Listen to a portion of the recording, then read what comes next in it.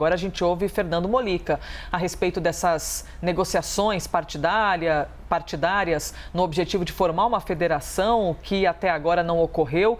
E vou repetir a pergunta que fiz a Boris. Num país do tamanho do nosso, com a dimensão do Brasil, você acredita que é viável, de fato, conseguir alinhar, conectar-se a ponto de formar uma federação partidária, Molica?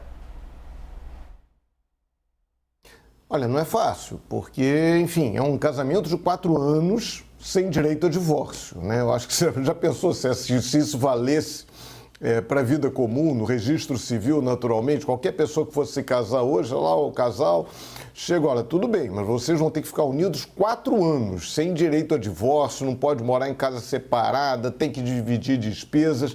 Eu acho que muita gente ia pensar, ia desistir. É uma coisa, claro, pessoas estão se casando, estão sonhando em ficar juntos para sempre e tal, mas a vida é cheia de armadilhas, né? Tu imagina, chegar na porta do cartório, lá na igreja, onde for, 4 anos juntinhos. Então, se imagina.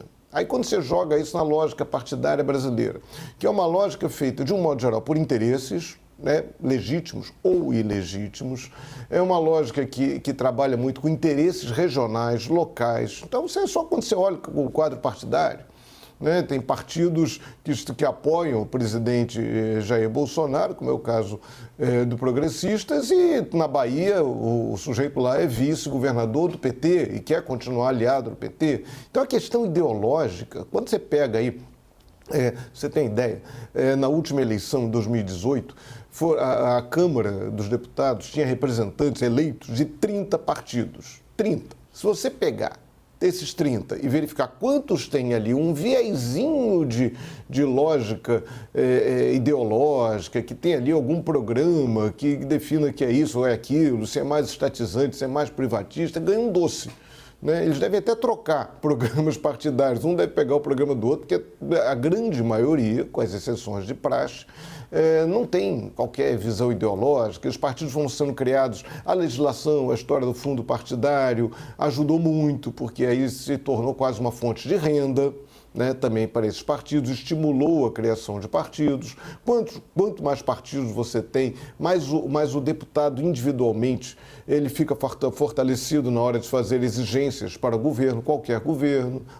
Só tem meu voto aqui no Congresso, se você me der isso, me der aquilo. Então, essa proliferação de partidos é um problema, tanto que a legislação avançou e foi criando dificuldades, foi passando a exigir uma votação mínima para a Câmara dos Deputados, para que os partidos pudessem exercer enfim, a sua atuação no Congresso, na Câmara dos Deputados em particular, em toda a plenitude. Aí veio a ideia da federação, que é uma boia de salvação dos pequenos partidos. A ideia da federação foi muito puxada pelo PCdoB, que é um dos partidos ameaçados aí por essa exigência de votação mínima.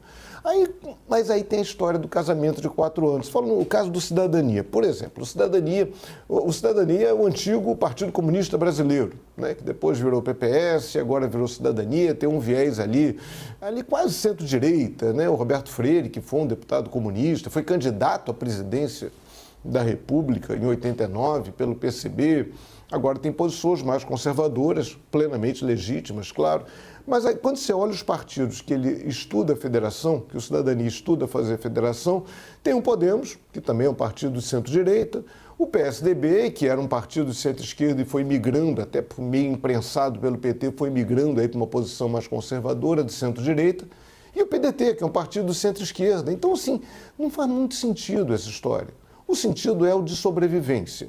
É interessante, a ideia da federação, ela é interessante? Porque é a tendência de reduzir o número de partidos, é de fazer um bloco que, na prática, vai ter que atuar como um partido só. Ainda que no Brasil seja muito relativo, a gente não tem aquela obrigatoriedade de um deputado votar de acordo com a deliberação do partido. Isso em outros países tem que ser assim. Né? O cara do Partido Socialista tem que votar junto do Partido Socialista, a democracia cristã tem que votar de acordo com a democracia cristã.